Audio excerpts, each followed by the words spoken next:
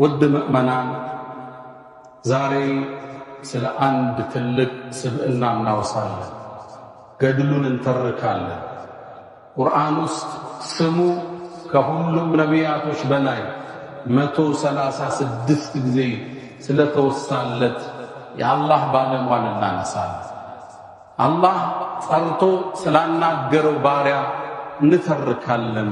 ወቀረብናሁ ነጂያ አቅርበንም አወራነው ስላለ تلك الرسل فضلنا بعضكم على بعض منهم من كلم الله ስለተባለለት ስለ አላህ ውድ ነቢይ ታጋሽ ጽኑ ጀግና ስለነበረ ሰው እናነሳለን። ይሄ ግለሰብ ከመወለዱ በፊት የሞት ፍርድ የተወሰነበት ነው። እኒህ ታላቅ ነቢይ እርሳቸውን ለማግኘት ሲባል በእሳቸው ምክንያት ከ200,000 ሕፃናት በላይ እንደተወለዱ ወንዶች ታርደዋል። እኒህ ነቢይ ሁሌም አዛን ስንሰማ ከ50 ሶላት 5 በማስቀነስ የተጫወቱትን ሚና ለዚህ ኡማ ያላቸውን ወገንተኝነት አስበን ሁሌም እናስታውሳቸዋለን። ልጆቻችንን በሳቸው ሰይመናል። ነቢዩላህ ሙሳ ዓለይሂ ሰላም ገድላቸውን እንተርካለን። የነቢዩላህ ሙሳ ታሪክ ከዚህ ይነሳል።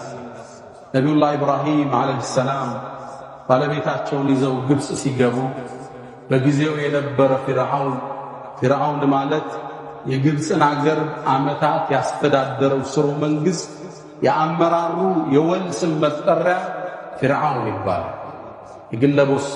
የግለሰቦቹ ስም ሊለያይ ይችላል።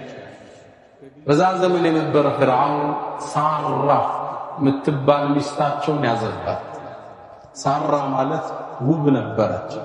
ተሱሩ ናዘሪን ያያት ምታማልል ቆንጆ ነበረች። የኢብራሂም ሚስት ንጉሡ በመጥፎ ፈለጋት፣ አንገላታት። ነቢዩላህ ማዘኑ እጃቸውን ወደ አላህ አነሱ። አላህም ለዱዓቸው መልስ ሰጠ። ኢብራሂም ሆይ ከአንተ ዘር አንድ ልጅ ይወጣል።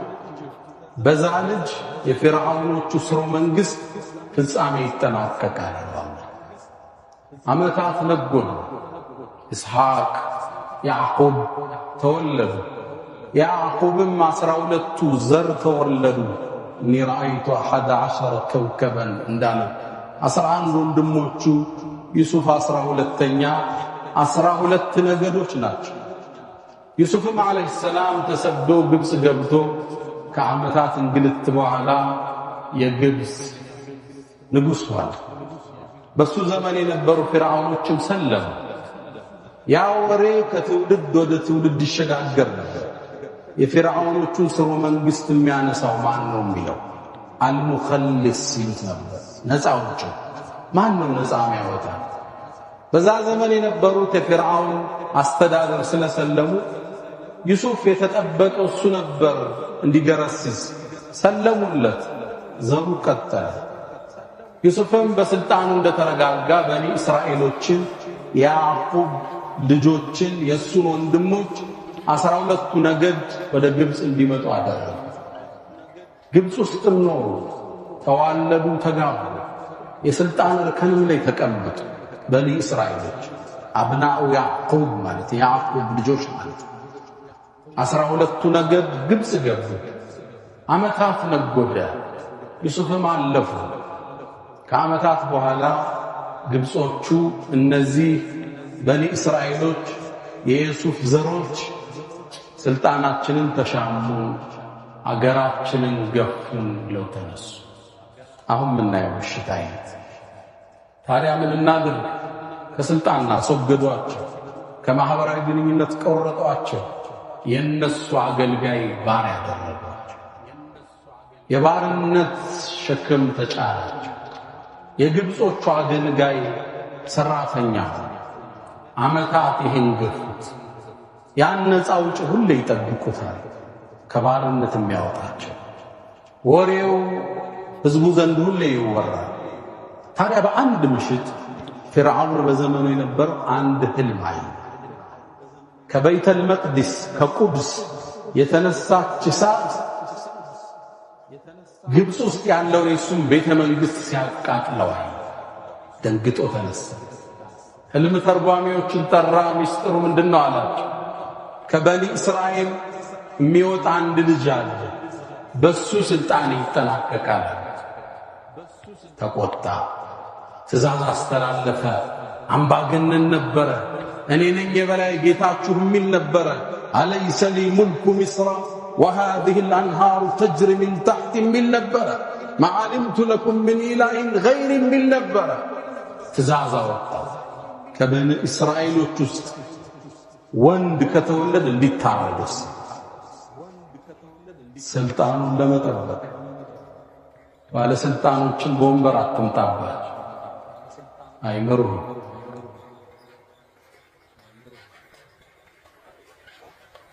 فرعون ያስተላለፈው መልእክት ለደህንነቶች ተለቀቀ። እያንዳንዷ የምታዋልድ ሴት በኒ እስራኤሎች አዋላጆች ወንድ ተወልዶ ከጠቆመሽ ከተገደለሽ ሽልማት አላት ተባለ። ስለዚህ ሕፃናት ሲወለዱ ቶሎ ሪፖርት ለፈርዖን ይደርሰዋል፣ ግድያ ይፈጸማል። 200,000 ሕፃን ሙሳን ፍለጋ ታረደ። ወንዶች አለ አመታት ታረዱ በኒ እስራኤል። ያኔ ግብጾቹ መጡ፣ ለፈርዖን አቤቱታ አቀረቡ። ወንዶችን ገደልክ፣ የድሮ የነበሩ ወንዶች አረጁ፣ የቀሩ ሴቶች ናቸው፣ ማን ይخدመናል? ማን ፍየል ይጠብቅልን? ስለዚህ በፈርዖን የፓርላማ ስምምነት 1 ዓመት እንዲዘለሉ 1 ዓመት እንዲገደሉ ወሰኑ።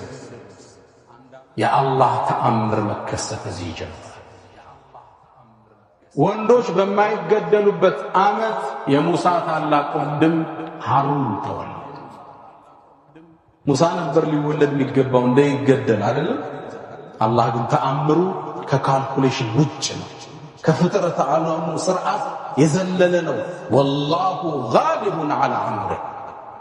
ሕፃናት በሚገደሉበት ዓመት ሙሳ ተወለደ አለይሂ ሰላም። ልክ ሲወለድ ሙሳ በጣም የሚያምር ውብ ነበር። ያየው ሁሉ ያፈጥረው ነበር። ሙሳ ላይ ወአልቀይቱ ዐለይከ መሐበተን ሚኒ ወሊቱስነዐ ዐላ ዐይኒ ያላቸው ከኔ የሆነ ውዴታ ጣልኩብህ አላቸው። ሰው አይቶ ይወደዋል ሙሳ። እናቱ ስትወልድ አዋላጇ ለፈርዖን አልጠቆመችም። ስታይ ወደደችው። ወደ ደረቷ አስጠጋት። አንተም አትሞት። ያኔ ሙሳ እናት ሙሳን እንዳያዘች አላህ ወህየ ኢልሃም ይባላል። በባሮቹ አእምሮ ላይ የሚለቀው ሐሳብ አለ። በደጋግባው ጭንቅላቷ ላይ ሐሳብ ለቀቀ። ትእዛዝ ወአውሐይና ኢላ ኡሚ ሙሳ አን አርድዒህ። ለሙሳ እናት ወህይ አወረዱ። ከፈለግሽ አጥቢ ወኢዛ ኽፍቲ ዐለይህ ከፈራሽ فألقيه في اليم ወንዙ ላይ ጣይ። ከፈራሽ ደብቂው ነው አይደል? ወንዝ የሰላም ማዕከል ይሆናል። አላህ ከፈለገ ይሆናል። ولا تخافي ولا تحزني እንዳትፈሪ እንዳታዝኝ። እኛ አላህ رادوه إليك ወደ አንቺ እንመልሰዋለን። وجاعلوه من المرسلين ከመልእክተኞች እናደርገዋለን አለ። የነቢዩላህ ሙሳ እናት ከሁለቱም ከመጣልም ከማጥባትም መሃል አማራጭ ወሰደች። ሳንዱቅ አሰራችለት፣ ሳጥን በገመድም አሰረችና ወንዝ ላይ ለቀቀችው። የፈርዖን ሰራዊት ሲመጣ ቤት ውስጥ ሕፃን የለም። ማታ ገመዱን ትስለውና ታጠበዋለች፣ አጥምታ ትለቀዋለች። በዚህ መልኩ ቀጠለች። አላህ ተአምሩን ቀጠለ። አንድ ቀን ገመዱን ስትስበው ያነ ሳንዱቅ ያነ ሳጥን ተፈቶ ደነገጠች። እናት ነች። አላህ ክስተቱን በውብ ቃል ገልጾታል። ወአስበሐ ፉአዱ ኡሚ ሙሳ ፋሪገን። ልቧ ብርግድ ያለ በድንጋጤ ኢን ካነት ለቱብዲ ቢህ ለውላ ረበጥና ዐላ ቀልቢሃ። እሪ ብላ ጉድ ልታወጣ ነበር። ቀልቧን ባንጫነው ደነገጠች። ወንዝ ውስጥ ነው። የተሰራው የእንጨት ሳጥን ነው። ወንዝ ደግሞ ዩኑስን እንኳን የበላ አሳ ነባሪ ያለበት ቦታ ልጅ አይድንም ነው። ደነገጠች። ማዕበሉ እየቀዘፈ ያሳደው ወደ ነበረው ቤተ መንግስት ወሰደዋል። ወደ ማን? ወደ ፊርዓውን ወደ ተከበረ ቤተ መንግስት። ሴቶቹ እየተጫወቱ ነበር። ሚስቱ ይሄ ሳጥን እጃቸው ገባ። እንዴት መጣ? ሲከፍቱት ፀሐይ የመሰለ ውብ ልጅ ወደደችው። አሲያ ሚስቱ ወሰደች ወደ ፊርዓውን። እንዴት የሚያምር ልጅ አገኘን! የት ድንገት ነው የመጣው? ቁረቱ ዐይን ሊ ወለክ፣ ለኔም ላንተም አይን ማረፊያ ናቸው። ፊርዓውን አየ፣ አልወደደውም። ሙሳ ላንቺ አይን ማረፊያሽ ነው፣ ለኔ ግን አይደለም አለ። ዑለማዎቹ ምን ይላሉ? አልበላ ሙወከሉን ቢልመንጥቅ፣ በላ ንግግራችን ምላሳችን ላይ ነው ያለ። ለኔም ብሎ ቢሆን ነጃ መውጫው ይሆነው ነበር። አይደለም አለ መቀበሪያው። ሙሳ የተከበረ ሲሆን ፊርዓውን ቤት ውስጥ መኖር ጀመረ። እንደገባ አለቀሰ። ማን ያጠባ? አጥቢ የተባለ ሴት ተጠራ። የንጉሱ ልጅ እያለቀሰ፣ የንጉሱ ልጅ ተብሎ ነው የታሰበው። አጥቢ የተባለ መጣ። የማንንም ጡት አልፈለግንም አለ። መጨረሻ እህቱ ተከትላ ወዳ ነበር። ልጠቁማችሁ እንዴ ሴት ሁሉ የሚለምዳት አንዲት እናት አለች አለች። የሙሳ እናት በክብር ቤተ መንግስት መጣች። ሙሳንም ደረቷ ላይ ስታሳርፈው ጡቷን ተቀበሉት። እና ራዱሁ ኢለይክ፣ እንመልሰዋለን ወደ አንቺ ብሏታል። መለሰለት። ፊርዓውን ቤተ መንግስት ቁጭ ብላ ልጇን የተከፈላት ማጥባት ጀመረች። ሊገለው በሚያሳደው ንጉስ እንክብካቤ አበቀለ የወጣት ሙሳ ዱብ ዱብ አደገ። ጀግና ነበር፣ ጠንካራ ነበር፣ በጣም ስትሮንግ ነበር። ታሪኩ በአንድ ቦክስ ሰው የሚገል ነበር። አደገ ተከብሮ።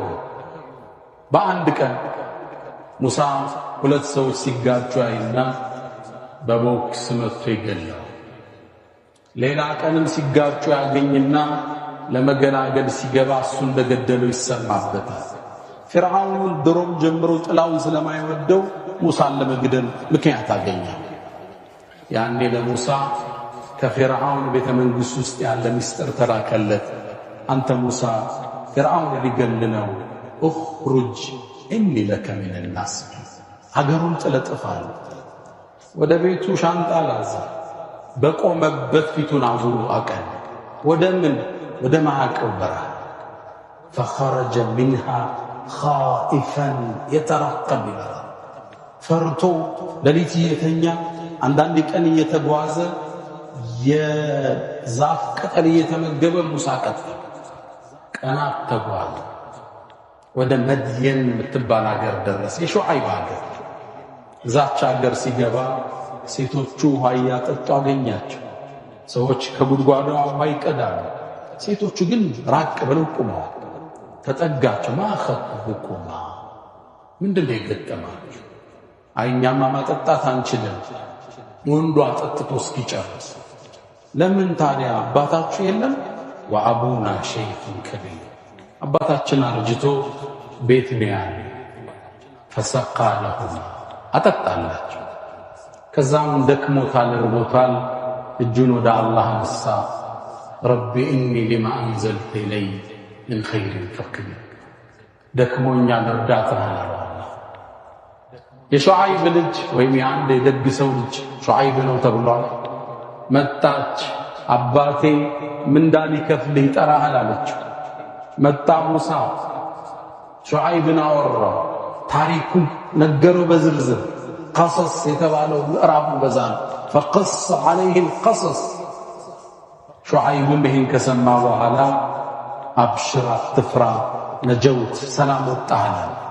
ግን አለው እኔ ልቅጠር፣ 8 ዓመት አገልግለኝ፣ አንዷን ልጄን እድርሃለሁ፣ 10 ከሞላኸው መልካም።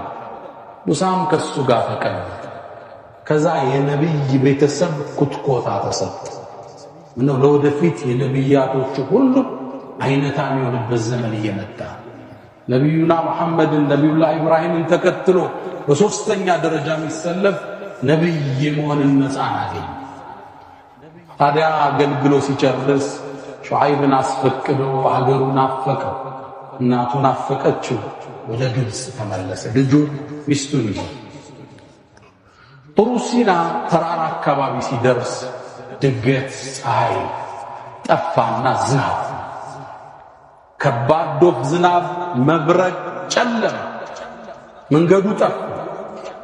ሚስቱንና ልጁን አስቀመጠና እስኪ መንገድ የሚጠቁሙኝ ካገኘው ብሎ በእርግጥም ዋናው መንገድ የሚጠቁመውን አላህን አገኘ። በተራራው ጥግ ጠጋ ሲል አንዲት ዛፍ ላይ እሳት ይነዳል። እሷ እርጥብ ነች፣ ግን እሳት ይንቦገቦጋል። ተጠጋው። እሳቱን ሲነካው ቀዝቃዛ፣ እርጥብ ዛፍ እሳት ማውጣቷ ሲገርመው እሳቱ ደግሞ ቀዝቃዛ። እንዴት አይነት ስሪት ነው! ያኔ አላህ አናገረ ሱብሓነሁ ቃል ኢነኒ አነላህ አላ ደነገጠ። አላህ እኮ እኔ ነኝ እንዲህ ተአምር ምሰራ። ጫማህን አውልቅ፣ የተቀበረው ቦታ ላይ ነው ያለ። አወለቀ። አላህ ታሪኩን ነገረው። ሙሳ እንዲረጋጋ ሕፃን ሆነህ እንዲያሳድጌ ወደ እናት መልሼ አሁን ሹዓይብ አገር ኑረህ የተመለስክ ነው። ሙሳ ደነገጠ። ለመሆኑ በእጅ ያዝከው ምንድን ነው? ይሄማ ዱላዬ በትሬ ነው፣ ግመል ምጠብቅበት፣ ፍየል ምመልስበት፣ ቅጠል ማራግፍበት፣ አረ ብዙ ሥራ አለው አለ። አላህን አብራራለት። ፍጥረት ዓለሙን ለፈጠረው አላህ እስኪ ጣለው። እንደዛ ከሆነ አገልግሎቱ አለ። ሲጥለው ወደ እባብ ተለወጠ። ደንግጦ በረገገ። ሙሳ ቁም ኢኒ ላ የኻፉ ለደየል ሙርሰሉን፣ እኔ ዘንድ መልእክተኞች አይሰሙም። አንሳው አለው። አነሳ። እጅህን ክተተው አለው። ጉያ ሙሳ እንደኛ ኢትዮጵያዊ ከለር ነው የነበረው፣ የቀይ ዳም። እጁን ከቶ ሲያወጣው ነጭ። በሁለቱ ተአምር እድና ፊርዓውን ሞግት ወደ ፊርዓውን። እንደዛማ ከሆነ ሃሩን የሚባል ወንድም አለኝ፣ እሱን ማጋዣ አድርገዋል፣ ነቢይ ያደርገለታል። አንዳንዱ ለወንድሙ ለጓደኛው ሸምግሎ ነቢይ ያደርጋል። ነቢይ ሙሳ ወደ ፊርዓውን ቤተ መንግሥት ሃሩን ይዞ አቀን። ከአላህ የተላክነ መልእክተኛ ነው አለ ለፊርዓውን። አንተን አናቅህም እንደ ነፍስ አጥፍተህ ሄድክ? ክርክሩ ጀመረ። መረጃ ምንድነው? ዱላውን ጣለ። እባብ ሆና ተለወጠች። ወደ ፊርዓውን ስትሮጥ ፊርዓውን ተነሳ ደንግጦ። ውርደት ተከናነበ። ያለ ጌታ ነኝ ያለ። ከዛም ፊርዓውን ምን አለ? ይሄ ድግምት ነው፣ እኔም ደጋሚዎችን ልጥራና ተአምሩ ይታያል። ደጋሚዎቹን ጠራ። የዓመት በዓል ቀን ነበረ። እነሱም ድግምታቸውን ጣሉ። በርካታ ሺህ ነበሩ።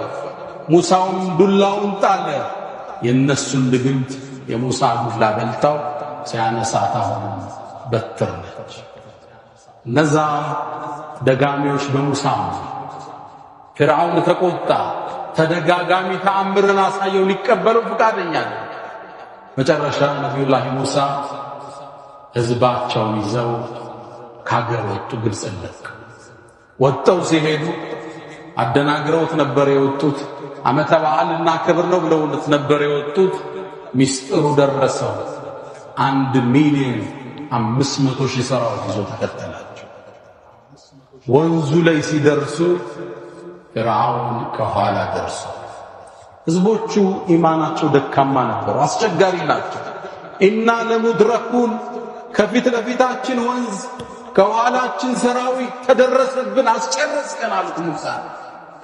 ሙሳ በአንድ ቃል ገለጸ፣ ኢነ መዕየ ረቢ ሰየህዲ፣ የኔ ጌታ ከኔ ጋር ጎዳናውን ይመራኛል አላቸው። አላህም ትእዛዝ ሰጥቶ አንድርብ ቢዐሳከ አልበሕረ፣ ባህሩን በዱላህ ምተዋል። ባህር መስታወት አይደለም፣ እንዴት በዱላ ይሰበር? አው በአላህ ቃል ይሰበር። ነቢዩላህ ሙሳ ባህሩን መቱት። ፈንፈለቅ፣ ተከፈተ فكان كل فرق كالطود العظيم እንደ ተራራ ቆመ ለ12ቱም የበኒ እስራኤል ነገዶች 12 በር ተከፈተ ገብ እየተሻገሩ እያለ አብዛኛው ኢማኑ ደካማ ነው ሙሳ እኮ ሌላውን አስጨርሶኛን ብቻ ነው ያዳነን አይታዩም ነበር አላህ መስኮት ከፈተላቸው እንዲታዩ እንዲያው ሁሉም ተሻግረው ሲወጡ የፍርዓውን ሰራዊት ከቶ እንደገባ ማዕበሉ ፈረሰ ሁሉም ሰጣ የአላህ ተአምር ዛሬ ተፈጸመ ያኔ ህዝቡ ፍርዓውን ይፈራው ስለነበር ፍርዓውንም አልሞተም አላህ ከወንዙ ውስጥ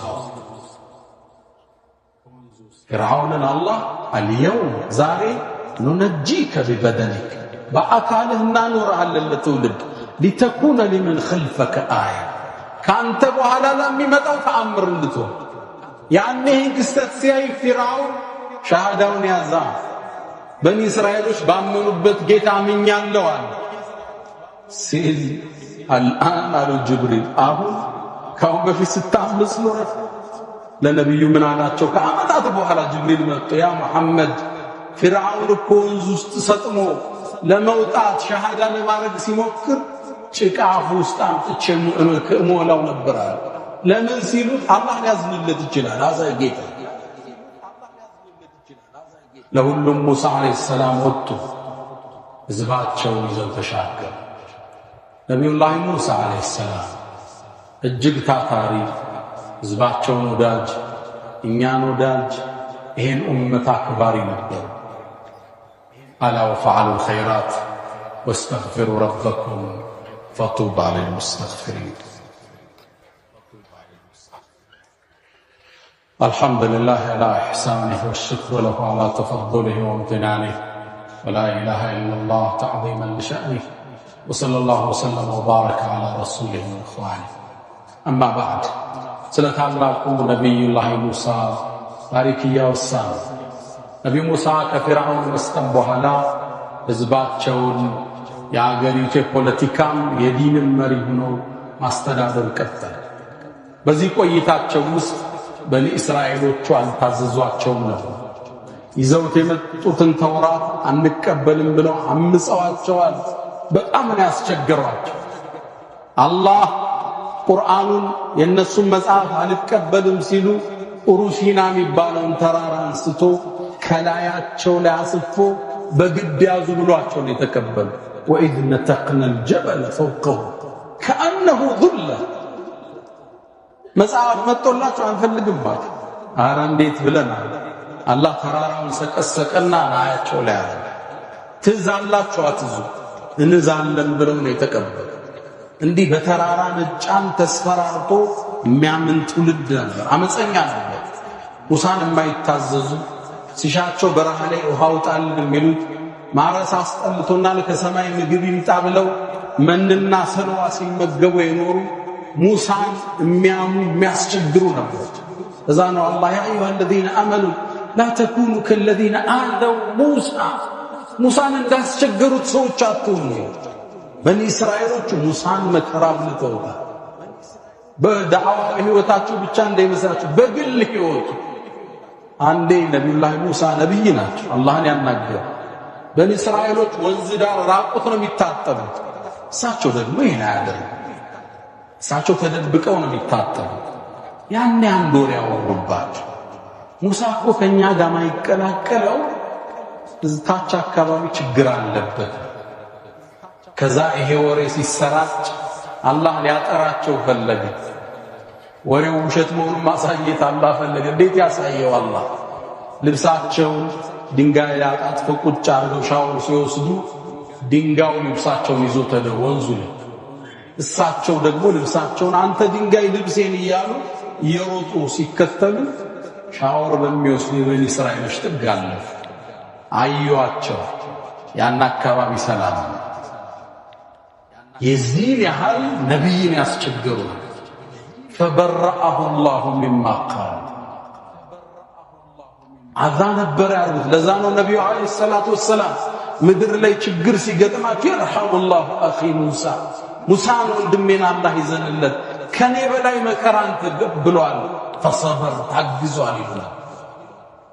ሙሳ እንደ ሙሳ በህዝባቸው መከራ ያየ ሰው ነብይ አላለ አዛ ተደርገው ነብዩላህ ሙሳ አለይሂ ሰላም ከሳቸው ምንማው የመጀመሪያ ትምህርት የአላህን ቁድራ 200,000 ሕፃንን በገደለ ቤተ መንግስት ውስጥ ነብዩን ያሳደገ አላህ በውቅያኖሱ ማዕበል እየቀዘፈ ቤቱ የመለሰለት አላህ ሱብሓነሁ ወተዓላ በዱላቸው ሲጥሉት ወደ እባብ የሚቀይር አላህ ሱብሓነሁ ወተዓላ በረሃ ላይ ያለን ድንጋይ ሲመቱት ውሃ እንዲያፈልቅ ያደረገው አላህ ሱብሓነሁ ወተዓላ በዱላቸው ወንዙን ሲመቱት የሚሰነጥቅ አላሁ ጀለ ፊዑላ የአላህን ኃይል አሸናፊነትና እሱ የፈለገው ነገር ነው እዚህ ነገር ላይ የሚፈጸም።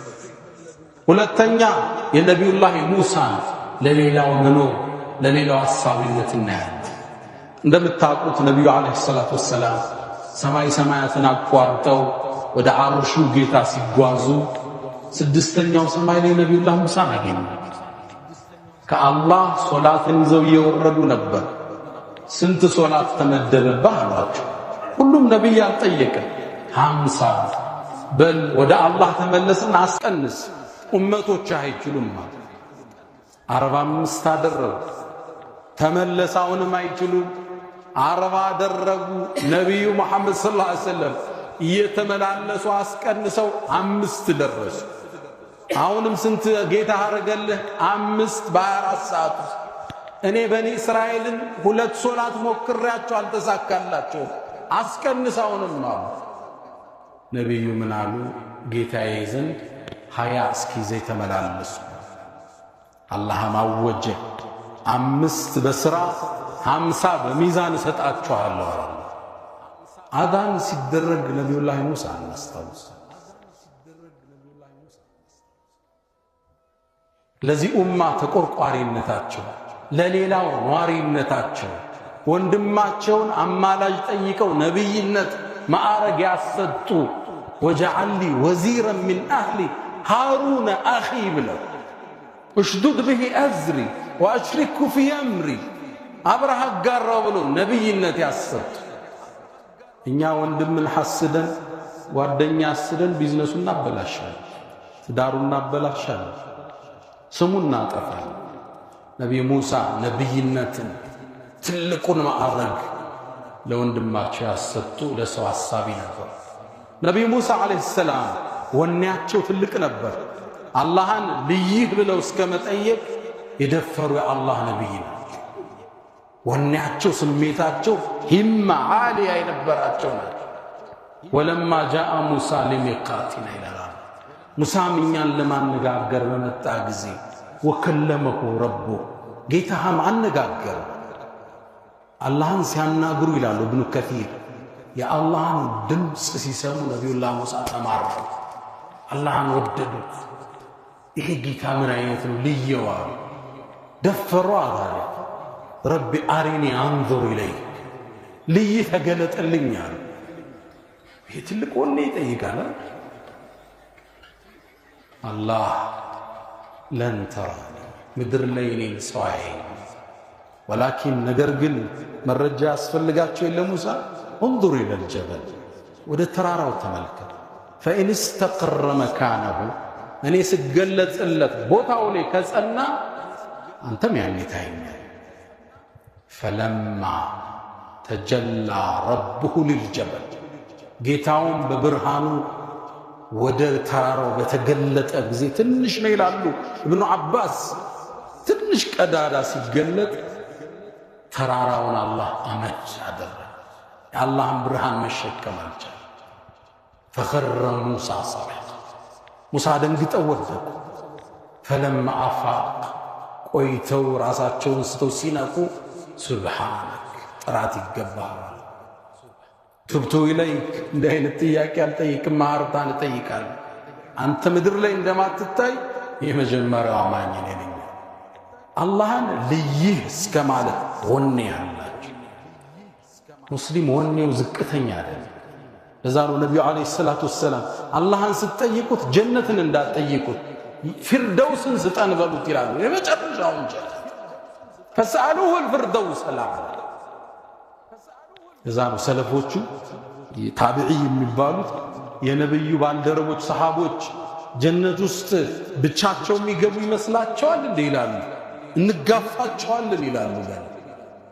የሙእሚን ወኔ ይሄ ከነ ኢብኑ አባስ ጋር ከነ ዑመር ጋር አብረን ነው ምንገባም።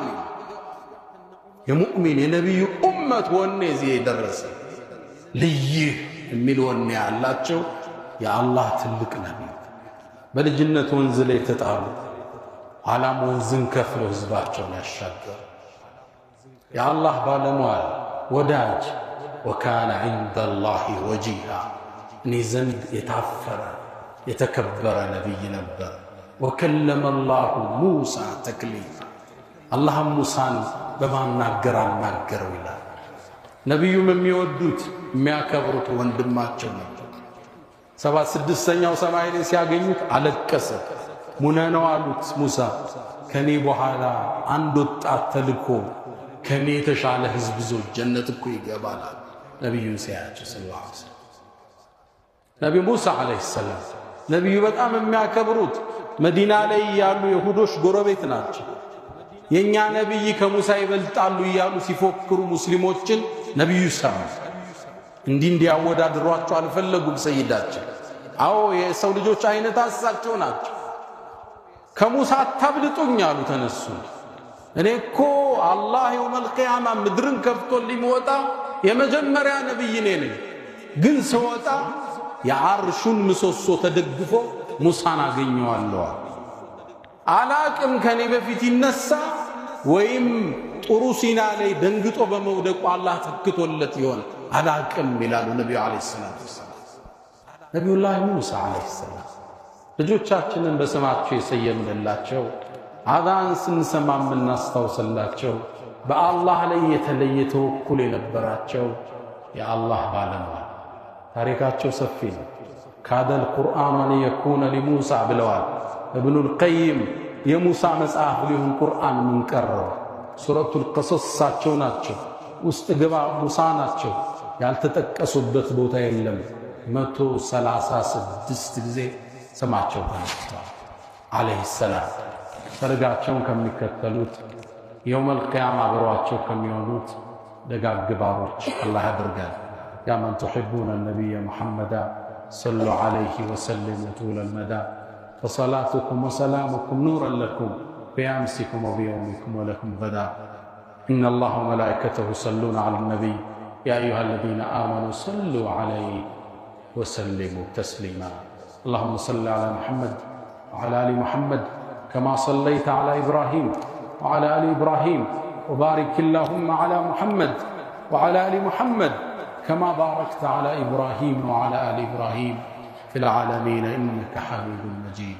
اللهم أعز الإسلام والمسلمين وأذل الشرك والمشركين.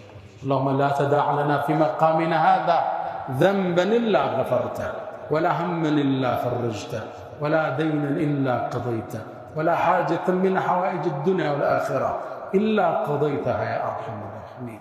اللهم ربنا آتنا في الدنيا حسنة وفي الآخرة حسنة وقنا عذاب النار.